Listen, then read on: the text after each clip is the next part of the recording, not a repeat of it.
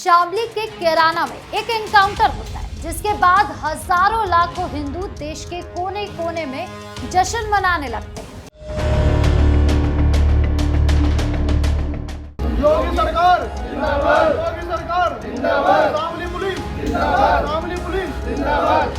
Video में आपने देखा किस तरह से लोग मिठाई बांट रहे हैं, नारे लगा रहे हैं, खुशी से झूम रहे हैं, लेकिन आखिर क्यों? कौन था वो आरोपी जिसके मारे जाने पर इतनी बड़ी खुशी फैल गई? ऐसा लग रहा था जैसे किसी लंबे युद्ध की जीत हासिल हो गई। दरअसल यूपी के शामली में पुलिस की एक बड़ी मुठभेड़, एक कुख्यात बदमाश को गोली मार दी गई। उसका नाम फुरकान उर्फ फैमू था। 1 लाख रुपए का इनाम, जिस नाम से पूरे इलाके में खौफ छाया रहता था। लोग उसके नाम से कांपते थे। व्यापारी सपने में भी उसे देखकर डर जाते थे। लेकिन आज जब उसकी मौत की खबर आई तो जैसे सालों पुराना बोझ उतर गया। कैराना पलायन कांड का मुख्य आरोपी कहा जाने वाला ये शख्स अब नहीं रहा। सालों तक जिसने आतंक मचाया था उसी का अंत हो गया। अब सवाल ये है कि आखिर इस फुरकान ने क्या क्या किया था, क्यों उसके खात्मे पर इतना जश्न मनाया जा रहा है और कैसे एक बदमाश ने पूरे कस्बे को खौफ में डालकर रख दिया था। चलिए आपको पूरी कहानी बताते हैं। कैराना पलायन का आतंक खत्म। सबसे पहले बात करते हैं शामली की, जहां एक बड़ी मुठभेड़ हुई। पुलिस को सूचना मिली थी कि 1 लाख रुपए का इनामी बदमाश फुरकान और उसका साथी रंगाना गांव के पास किसी बड़ी वारदात की फिराक में घूम रहा था। झिंझाना पुलिस, एसओजी और बाबरी पुलिस की संयुक्त टीम ने तुरंत इलाके की घेराबंदी की। जैसे बदमाशों को पुलिस नजर आई, उन्होंने बिना किसी हिचकिचाहट के फायरिंग करना शुरू कर दिया। जवाबी कार्रवाई में फुरकान को गोली लग गई। वो गंभीर रूप से घायल हो गए और अस्पताल ले जाते समय डॉक्टरों ने उसे मृत घोषित कर दिया। उसका साथी गन्ने के खेतों का फायदा उठाकर फरार हो गया। पुलिस की टीमें अभी भी उसकी तलाश में जुटी हुई है। मुठभेड़ के दौरान बदमाशों की गोली से हेड कांस्टेबल हरविंदर सिंह घायल हो गए। 2 थानेदार और एसओजी प्रभारी की बुलेट प्रूफ जैकेट में गोली लगी, वो बाल बाल बच गए। मौके से पुलिस ने देसी कार्बाइन, 9 mm पिस्तल, कारतूस और एक मोटरसाइकिल बरामद की। एसपी एनपी सिंह ने बताया कि फुरकान वही बदमाश था जिसने कैराना में रंगदारी न देने पर महज 10 दिनों के अंदर 3 बड़े व्यापारियों की हत्या कर दी थी। इसके कारण व्यापारी वर्ग में इतना खौफ था कि फुरकान उनके सपनों में आने लगा था। यही कैराना पलायन की मुख्य वजह बनी थी। सत्ता परिवर्तन के बाद खुद मुख्यमंत्री ने पीड़ित परिवारों से मुलाकात की थी और सुरक्षा का भरोसा दिलाया था कि जल्द से जल्द उनके आरोपी का जल्द एनकाउंटर किया जाएगा, और वही होता भी नजर आया। इस एनकाउंटर से पूरे पश्चिमी यूपी में पुलिस की कार्यशैली की तारीफ हो रही है। फुरकान की खौफनाक क्राइम कुंडली। अब बात करते हैं आखिर कौन था ये फुरकान, क्यों चारों तरफ इसकी चर्चा हो रही है। हर तरह हर दिन जिस तरीके से रोजाना आरोपियों का मुठभेड़ होता है, उसमें एनकाउंटर होता है, तो ये तो आम सी बात हो गई है अब यूपी के लिए। इस केस में ऐसा क्यों नहीं है?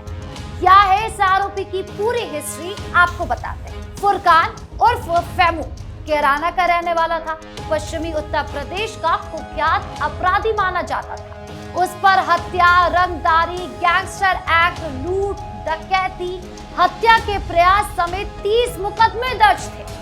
वो लंबे समय से फरार चल रहा था। पुलिस ने उस पर 1 लाख रुपए का इनाम घोषित कर रखा था। फुरकान मुकीम काला गैंग का एक्टिव सदस्य था। करीब 2 दशक से कैराना और आसपास के इलाकों में उसका आतंक छाया हुआ। कई बार पुलिस उसे पकड़कर जेल भी भेज चुकी थी, लेकिन हर बार वो बाहर आकर फिर से एक्टिव हो जाता था और फिर ऐसी हरकतें करता था। साल 2014 में कैराना में व्यापारियों पर रंगदारी का आतंक चरम पर पहुंच गया था।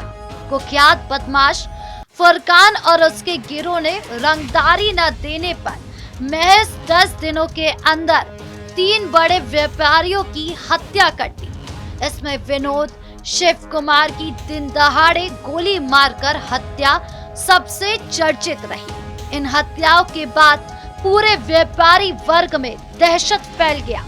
लोग सपनों में भी फुरकान को देखने लगे थे।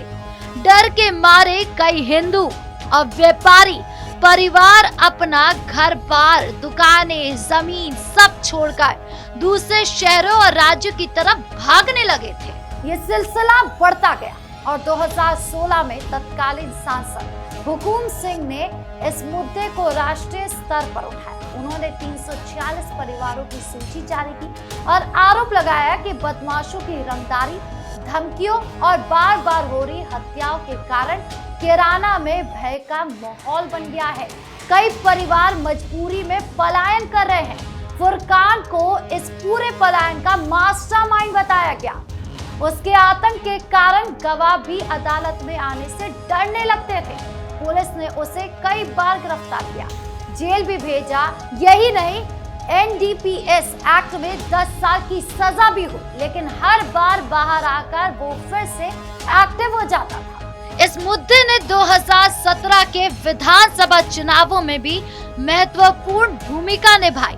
भाजपा ने इसे प्रमुख चुनावी मुद्दा बना दिया कि समाजवादी पार्टी की सरकार ने किस तरीके से आरोपियों को पाला पोसा था, पलायन होने दिया, लेकिन कोई एक्शन नहीं लिया। लेकिन अब सरकार बनने के बाद सुरक्षा व्यवस्था मजबूत करने के कदम उठाए गए हैं।